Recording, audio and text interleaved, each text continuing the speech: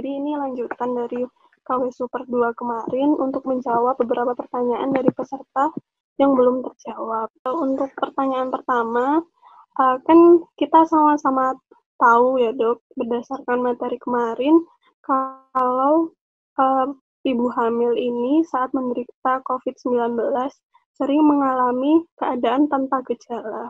Lalu apakah setiap kontrol ke rumah sakit diharuskan untuk tes COVID, dok? Seperti itu. Ya. Jadi berdasarkan panduan dari WHO, kemudian dari CDC, kemudian dari panduan Kemenkes kita, bahwa setiap ibu hamil yang kontak dengan fasilitas kesehatan itu harus di-screening COVID. Nah, screening COVID itu tidak selalu harus yang pemeriksaan rapid atau swab itu adalah salah satu screening, tapi screening bisa mulai dari yang gampang sampai yang mudah. Dari gampang itu dari anamnese, apakah ada keluhan pada saat itu, apakah ada panas badan, ada misalnya keluhan lemes, keluhan sesek misalnya, itu dari anamnese. Kemudian dari anamnese apakah ada riwayat bepergian, riwayat kontak dengan penderita positif, itu adalah dari screeningnya. Jadi screeningnya mulai dari anamnese, kemudian dari pemeriksaan fisik, biasanya yang paling gampang pemeriksaan suhu. Jadi makanya setiap kali masuk ke rumah sakit, kemana selalu diperiksakan suhu. Nah, ini adalah screening yang paling gampang yang dilakukan. Jadi itu screening yang dilakukan di semua fasilitas kesehatan. Kalau pasien itu ingin datang kontrol. Dan bahkan ya kalau yang ekstrim misalnya di luar negeri, sejak mereka itu masuk di tempat parkir itu udah di screening ya, dari suhu tadi, screen di tempat parkir suhu, ada keluhan enggak. Kalau pasien itu ada keluhan misalnya pada saat itu dia sedang panas, pilek, batuk misalnya, tidak sesek, pasien disarankan pulang isolasi di rumah. Tapi kalau misalkan memang ada keluhan yang berat, dia ke UGD, tidak ke poli rawat jalannya gitu. Karena menarik ya dok, karena beberapa masyarakat juga beranggapan kalau semua ibu hamil yang kontrol ke rumah sakit juga langsung dites rapid seperti itu. Jadi ya untuk tidak, kecuali kalau masyarakat datang ke rumah sakit untuk melakukan tindakan. Tindakan itu bisa misalnya melahirkan, operasi, atau tindakan apapun di rumah sakit, karena risiko paparan akan lebih lama, yang terpapar juga banyak, maka perlu dilakukan screening tambahan. Selain screening dari anamnese dan pemeriksaan suhu tadi, mungkin perlu pemeriksaan screening tambahan.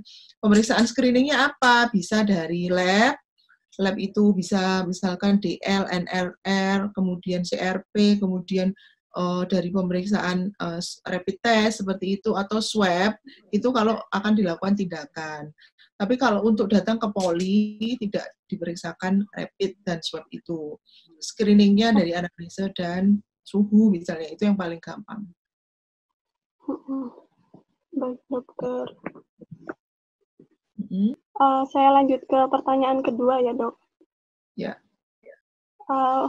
Bila ada orang yang tinggal di zona merah dan di warga sekitarnya ada yang positif COVID, dok, lalu di rumahnya itu, maksudnya di rumah tetangganya itu ada yang ibu hamil dan juga anak-anak. Bagaimana prevensi untuk tidak menularkan, dok? Karena juga penglihatan saya di keluarga, bukan keluarga sih, di tetangga saya itu juga ada beberapa warga yang tidak mau isolasi mandiri gitu dok, karena masih ingin beraktivitas seperti biasa. Jadi untuk prevensi yang belum tertular ini gimana ya dok? Terima kasih. Nah, kalau ada seperti itu, yang ideal adalah yang sakit itu isolasi. Isolasi artinya supaya dia tidak bertemu dengan orang, dia itu diisolasi sendiri di tempat tersendiri, supaya dia tidak menularkan ke orang lain. Karena batasan definisi paparan itu kalau dia kontak dengan waktu lebih dari misalnya 20 menit dengan orang yang positif, seperti itu. Nah, kalau misalkan dia itu dalam satu rumah ada yang sakit, maka kan pemerintah itu sudah membuat program.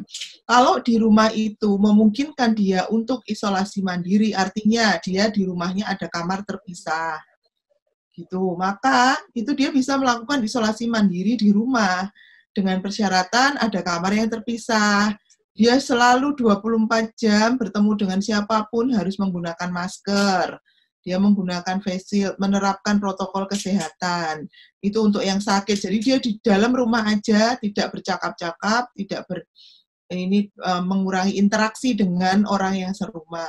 Demikian juga orang yang serumah, dia harus mengurangi interaksi dengan orang yang positif ini. Tidak usah ngobrol, bila perlu misalkan lewat WA, misalkan makan dianterin di depan kamar, yang itu benar-benar dia sendiri.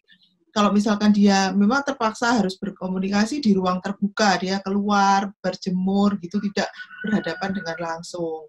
Nah, itu adalah syarat dia bisa melakukan isolasi mandiri. Jadi di rumah ada kamar terpisah, ada tempat terpisah.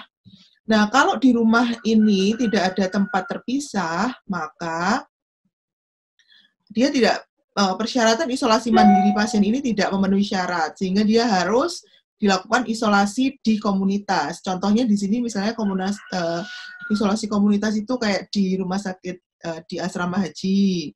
Itu adalah isolasi komunitas. Atau misalnya kalau di Jakarta itu ada Wisma Atlet, atau misalkan di sini juga ada di hotel yang disediakan Pemkot misalnya. Sehingga ini memfasilitasi pasien-pasien positif yang misalnya dia tanpa gejala atau gejala ringan, dan dia tidak bisa isolasi mandiri di rumah karena tidak tersedia fasilitas. Maka pasien ini isolasi di komunitas itu tadi.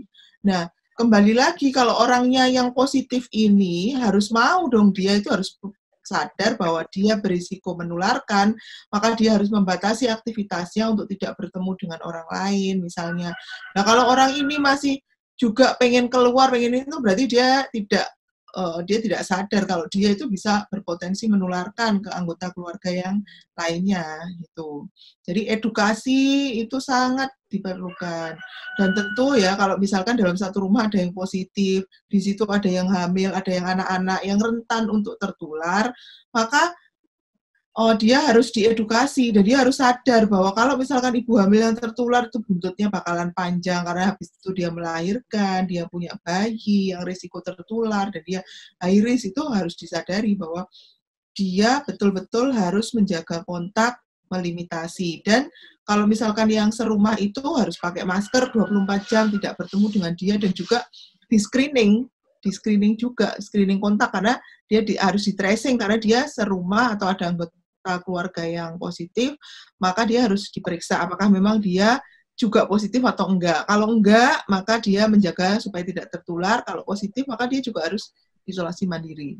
Gitu ya. Orang yang tinggal di zona merah dan di warga sekitarnya ada yang positif COVID, dok.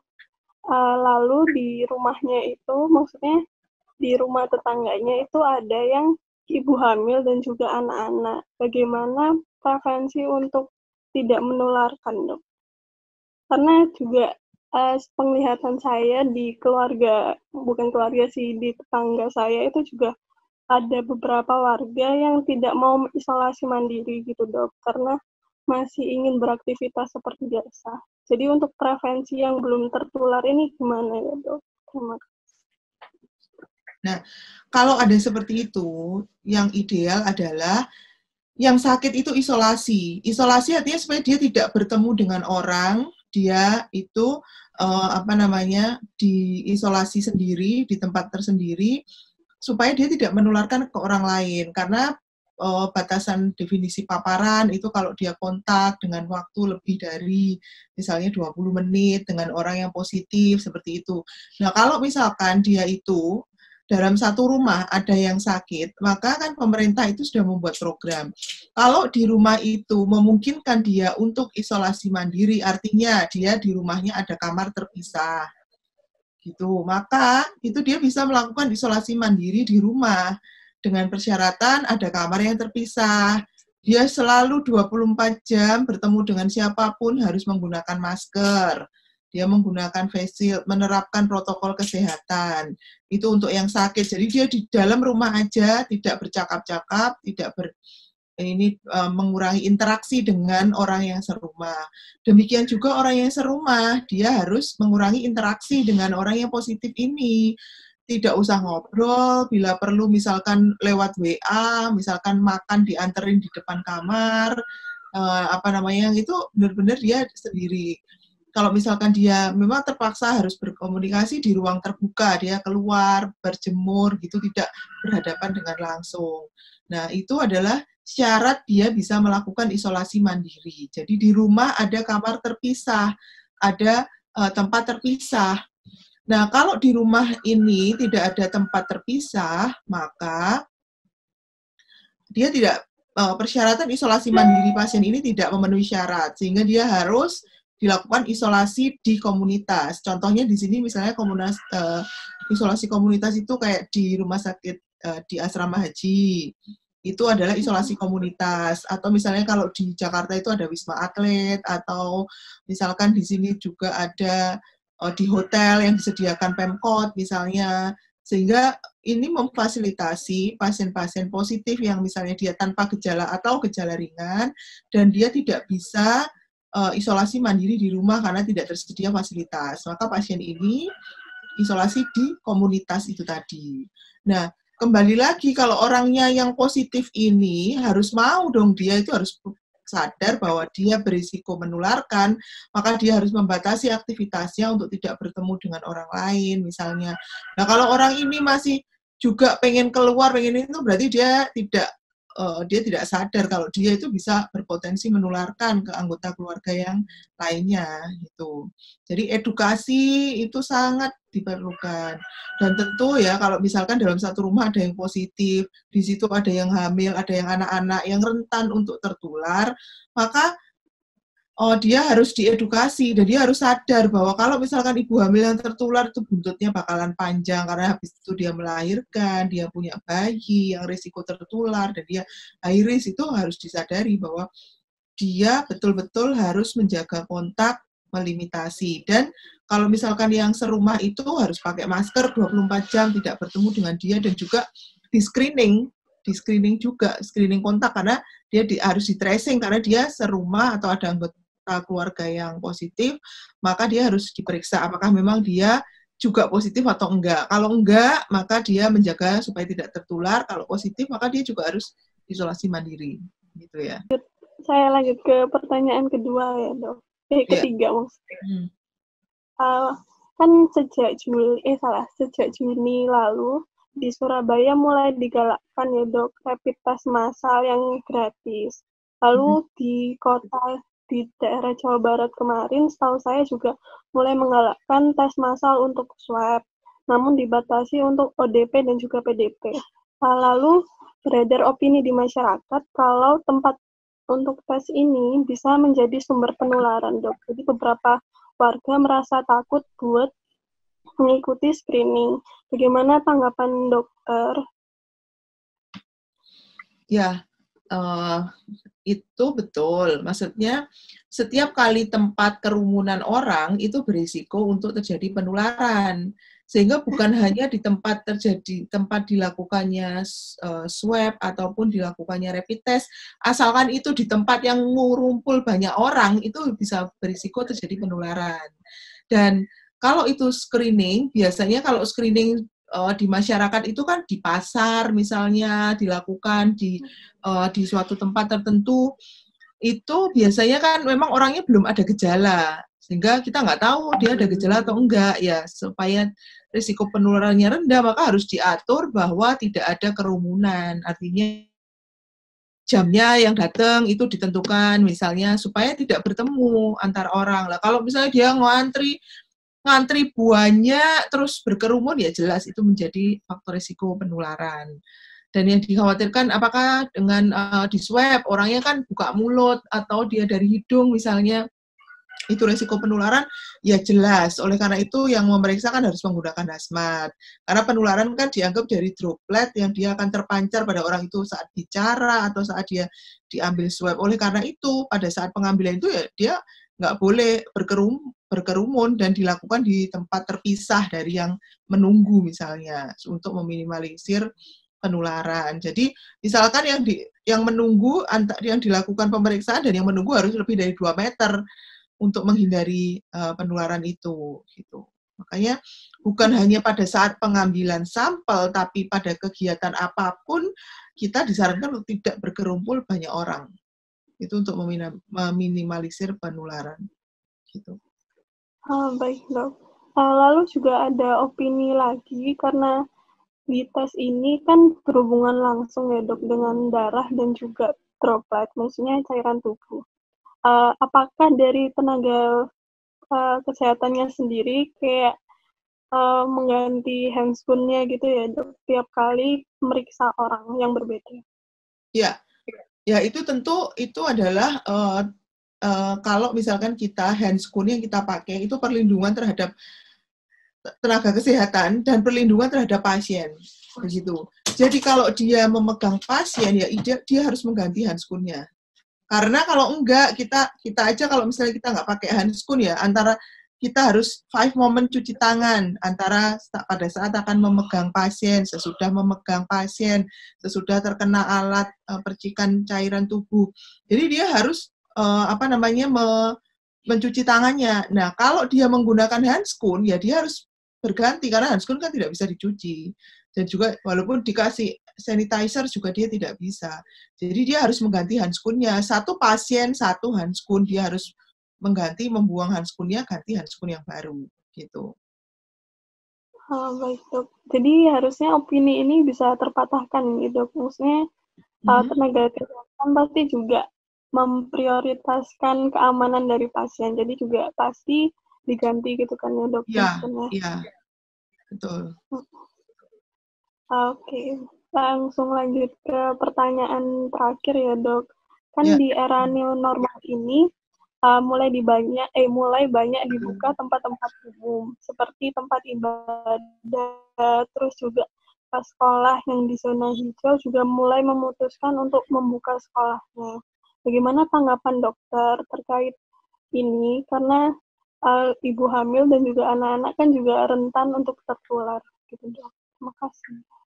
Ya, jadi kan walaupun WHO mengeluarkan ini ya, dia menyetujui bahwa penularan virus itu bisa melalui airborne, tapi prinsipnya adalah droplet dulu, bahwa yang dipancarkan itu droplet, kemudian dia masih bisa melayang-layang di udara, dan terutama ini pada tempat dengan sirkulasi udara yang kurang baik. Sirkulasi udara yang ber-AC, tertutup, itu berisiko untuk terjadi penularan yang tinggi. Oleh karena itu, kalau misalkan berada di tempat tertutup dengan sirkulasi udara yang kurang baik, maka itu akan berisiko terjadi penularan. Nah, kalau misalnya di tempat ibadah dan tempat ibadahnya tertutup, kemudian ventilasinya kurang baik, tentu ini akan meningkatkan risiko penularan. Dan jika memang ingin dibuka melakukan itu, ya harus dibatasi dalam satu ruangan itu, ventilasinya diperbaiki, jendelanya dibuka, kemudian antar jamaah itu juga softnya kita tidak boleh dempet-dempet untuk mencegah penularannya tersebut. Karena kalau misalkan dempet-dempet ya tentu risiko penularan, dan tentu kalau misalkan di tempat ibadah karena droplet yang jatuh ke lantai, kemudian kita sholat di situ, kita sujud ya, kita kan mencium ini, berarti harus bawa sajadah sendiri-sendiri, misalnya tetap menjaga jarak, dan juga yang penting itu ventilasinya. Ya, jadi ventilasinya. Kalau misalkan masjid terbuka misalnya, ya tentu itu masih dibolehkan dengan catatan sama, tetap tidak boleh terlalu crowded gitu. Demikian juga sekolah, yang dikhawatirkan pada saat sekolah itu ventilasi yang tidak baik. Karena ventilasi yang tidak baik itu akan udaranya ya akan bulat, kalau ada yang sakit kemudian akan bisa menulari yang lain. Dan juga misalnya anak-anak, bagaimana toh proses penularan, kan tertular dari droplet yang jatuh, kemudian kita tersentuh tangan kita kemudian masuk ke mulut atau mengucek-ucek mata kena mukosa, akhirnya tertular. Lah anak-anak ini apa ya bisa dikasih tahu kalau misalnya anak-anak SD kayak gitu, dia kan udah dia aktivitas, diingetin cuci tangan, mungkin pada saat dia mau makan aja cuci tangan, tapi habis dia pegang apa, dia ngucek-ngucek mata, dia ini memasukkan tangan ke dalam mulut, yang pensilnya yang digigitin atau apa, maka itu adalah resiko tinggi penularan. Kenapa di sekolah itu masih rawan. Dan juga memang kan 80% ya COVID itu asimptomatis. Karena 80% asimptomatis, seringkali orang kan tanpa gejala, kita nggak tahu siapa yang sakit di antara kita. Mungkin bisa temennya sakit, kita nggak tahu. Mungkin gurunya, mungkin ini, kita nggak bisa memperkirakan siapa yang sakit, karena OTG itu ya namanya orang tanpa gejala, berarti ya tentu tidak ada gejala. Dan itu dia berpotensi menularkan walaupun dia tidak ada gejala. Jadi tetap harus waspada. Kalau misalkan memang mau jamaah ya dibatasi, disesuaikan dengan luasnya, kemudian ventilasinya juga harus dilihat. Begitupun kalau di sekolah misalnya. Baik,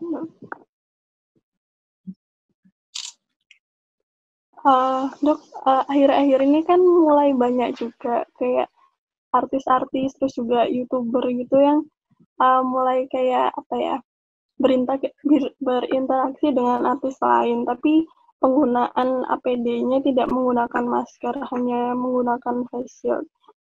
Itu pendapat Dok bagaimana ya Dok? Karena artis juga kan juga tampil di depan masyarakat dan bisa menjadi contoh gitu ya. Betul. Jadi face shield sama masker sangat-sangat berbeda fungsinya. Kalau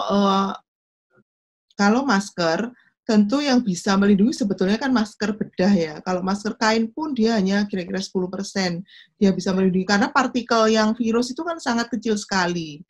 Nah, apalagi menggunakan face shield. Kalau cuma face shield aja, face shield itu kan juga cuma nutup di depan aja. Tapi kan partikel yang kecil itu bisa merobos dari samping-sampingnya, bisa terhirup kita.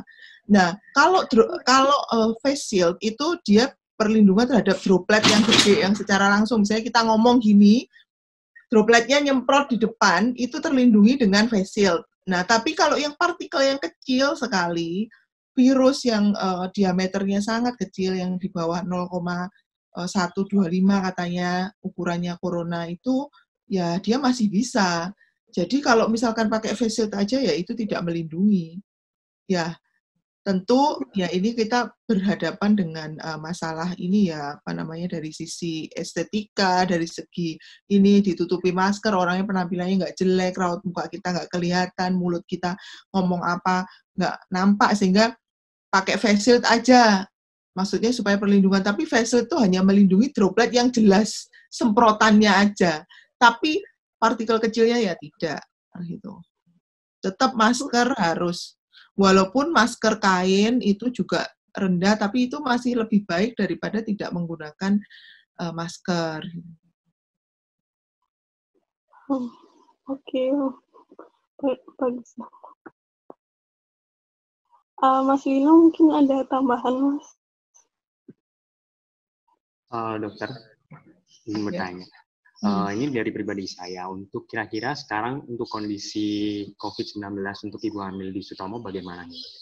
Apakah terjadi penurunan jumlah atau masih ada peningkatan seperti itu? Jadi sampai saat ini di Rumah Sakit Dr. Sutomo jumlah kasus persalinan dengan COVID itu cukup tinggi. Jadi kita itu dari Maret ya, awal Maret sampai saat ini pertengahan Juni, kita itu sudah merawat sekitar 200 pasien. Jadi tinggi sekali angkanya, angka yang dirawat. Sedangkan di Rumah Sakit UNER angkanya juga kurang lebih hampir 100. Ini dari dua rumah sakit pendidikan yang ada di Surabaya, belum dari rumah sakit yang lain. Itu angka yang sangat tinggi. Bandingkan dengan kemarin ikut WCS yang dengan Oxford dan Malaysia, dari Oxford itu, dari seluruh UK, berarti UK itu kan negara yang di ini, itu mereka jumlah kasusnya itu hanya 419 dari seluruh, dengan jumlah kasus COVID yang jauh lebih tinggi. Mereka 200.000, kita puluhan ribu loh, kita 75.000, mereka itu lebih dari 200.000. Dengan penderita yang banyak, tapi kasus hamil di sana itu sangat sedikit. Di Malaysia dengan kasus 8 ribuan ya, kira-kira mungkin sekarang mereka 9 ribu, ibu hamilnya itu hanya 67. Seluruh Malaysia. Sedangkan kita itu di Surabaya itu hanya UNER dan Sutomo itu 300 jumlahnya. Dan dari jumlah, kalau kita ini secara kasar, dari jumlah kasus yang dirawat di Rumah Sakit Dr. Sutomo, kasus obstetri itu 1/5 dari semua kasus COVID yang dirawat di Sutomo. Betapa tingginya kasus obstetri. Karena di Surabaya ada 9 rumah sakit rujukan, tapi tidak semua optimal mempunyai itu, sehingga sebagian besar masih dirujuk ke Sutomo dan ke ini apa namanya, ke RSUA gitu. Sehingga memang kasus kita memang tinggi di Surabaya itu, sehingga ya selalu penuh. Memang beberapa ini kita mencapai peak puncaknya itu bulan Juni kemarin ya, kira-kira minggu kedua sampai minggu terakhir Juni itu benar-benar kasusnya sangat tinggi. Kita sampai kewalahan, bed kita itu 8, itu terisi 17. Jadi yang diberangkat itu karena kita tidak kuasa menolak pasien datang sudah buka hampir lengkap, pasien datang sesak, pasien datang bagaimana kita tidak bisa kita bisa menolak dengan fasilitas yang sangat minimal, akhirnya terpaksa pasien bercampur, kemudian risiko kena kesini juga tinggi, ke pasien penularan terhadap ini juga tinggi, sehingga overload kita sangat tinggi, sehingga edukasi ke masyarakat itu harus digalakkan bahwa ibu hamil jangan sampai tertular. Kalau ibu hamil tertular itu sudah ceritanya panjang, terus risikonya tinggi. Jadi ibu hamil itu harus berdiam di rumah, menjalankan protokol kesehatan, menjaga jangan sampai tertular. Bapak-bapaknya juga demikian harus support ibunya. Lah ibunya suruh diem di rumah, nggak kemana-mana, tapi bapaknya ngopi, nyangkruk, ketularan di rumah, ganti nularin istrinya. Itu yang ini. Kalau kita di rumah sakit tentu kita mendengar banyak teman-teman kita nakes yang tertular, banyak kemudian pasien-pasien itu sampai di selasar nggak dapat tempat. Tapi yang di luar itu tidak merasakan bahwa corona itu nggak ada. Jadi happy-happy aja, kafe-kafe, resto-resto mulai buka, kemudian ada bar mulai buka, mall sudah full, parkiran sudah susah, itu menyedihkan bagi kami yang di rumah sakit yang menangani pasien-pasien ini. Gitu. Iya, dokter. Kemarin saya juga ikut yang AWHS kemarin yang opting itu, dokter. Menurut dari Oxford tersebut kan dijelaskan kalau antenatal care-nya itu lebih ke arah telemedicine karena memang mungkin objin di Inggris sana dan ibu-ibu hamil yang lebih takut terhadap kondisi anaknya kalau terjadi apa-apa. Menurut dokter, apakah memang untuk telemedicine tersebut ini bisa diimplementasikan di Indonesia, khususnya di Surabaya begitu, dok? Menurut saya bisa sebenarnya. Jadi kan seperti yang saya sampaikan pada presentasi saya kemarin, bahwa kita memodifikasi perawatan antenatal untuk ibu hamil di era COVID. Untuk yang tidak terinfeksi atau untuk ibu hamil sehat, maka dimodifikasi. Kalau dulu ANC berdasarkan WHO itu 8 kali, dia harus ke rumah sakit, maka di era pandemi ini dia cukup 4 kali saja. Jadi pada saat umur kira-kira 12 minggu untuk memastikan hamil atau tidak, dia USG dating trimester pertama, screening kelainan bawaan di trimester pertama itu di 12-13 minggu. Terus baru 2 bulan kemudian kira-kira 20 sampai 24 minggu screening kelainan bawaan, screening preeklamsi misalnya, itu di situ sekalian di 20 minggu. Kemudian sesudah itu baru 30 minggu, 28 sampai 30 minggu, dia kalau mau evaluasi pertumbuhan bayinya. Habis itu 37 minggu, sudah 37 minggu itu untuk menentukan bagaimana proses persalinannya. Apakah bisa spontan, apakah harus seksio misalnya di 37 minggu itu harus sudah dipastikan. Nah, baru pasien sudah tinggal datang pada saat dia ini melahirkan, kecuali kalau misalnya dia sampai lewat waktu post date dia belum lahiran, ya dia harus datang lagi untuk mengevaluasi kondisi bayinya. Jadi cukup 4 kali datang. Nah, selainnya itu, kalau dia misalnya ada keluhan, dia bisa telemedicine, WA dokternya kah, video call, untuk ini. Sekarang banyak sekali rumah sakit yang memberikan fasilitas itu ya ke ini. Dan juga era sekarang sebelum ada telemedicine, sebetulnya kalau kita memberikan nomor ke pasien bisa menghubungi kita, bisa menjangkau kita, mau nanyakan, "Dok, obat saya habis, saya harus bagaimana? Dok, saya ada keluhan ini." Itu sebenarnya kan sudah kita terapkan sejak sebelumnya. Nah, di era pandemi ini itu yang lebih dikuatkan. Jadi ada pasien demikian juga pada saat postnatal ya, maksudnya setelah melahirkan. Kan biasanya harus seminggu kontrol, evaluasi luka. Jadi berdasarkan guideline juga, kalau misalkan seperti itu, kita menyarankan pada saat pulang sudah kita evaluasi bagaimana luka operasinya, ada tanda-tanda infeksi atau enggak. Kalau enggak, pasien kita ganti misalnya kasanya, kemudian pasien datang lagi setelah lebih dari 14 hari untuk memastikan bahwa risiko penularannya sudah hilang atau sudah menurun gitu. Di samping itu, nah dia bisa telemedicine, menghubungi dokternya lewat rumah sakit, atau misalkan bisa secara pribadi, lihat apakah ada keluhan, apakah lukanya merah, apakah nyeri, apakah ada rasa panas, seperti itu. Kalau nggak ada ya semuanya baik, ditunjukkan lukanya, misalnya bisa difoto, dikonsulkan, kemudian nanti pasien datang lagi di 2 minggu setelah melahirkan, gitu. Baik dok, karena juga udah setengah jam lebih, mungkin bisa ditutup ya dok untuk pertemuan kali ini. Terima kasih banyak dok sudah meluangkan waktunya. Mohon maaf kalau ada salah-salah. Sama-sama. Semoga bermanfaat dan semoga bisa mengedukasi masyarakat untuk bagaimana menyiapkan persalinan untuk ibu-ibu hamil itu, supaya angka penularan kita itu tidak tinggi di sini, dan terutama ibu hamil dan anak-anak, di mana mereka yang rentan dan berisiko ya.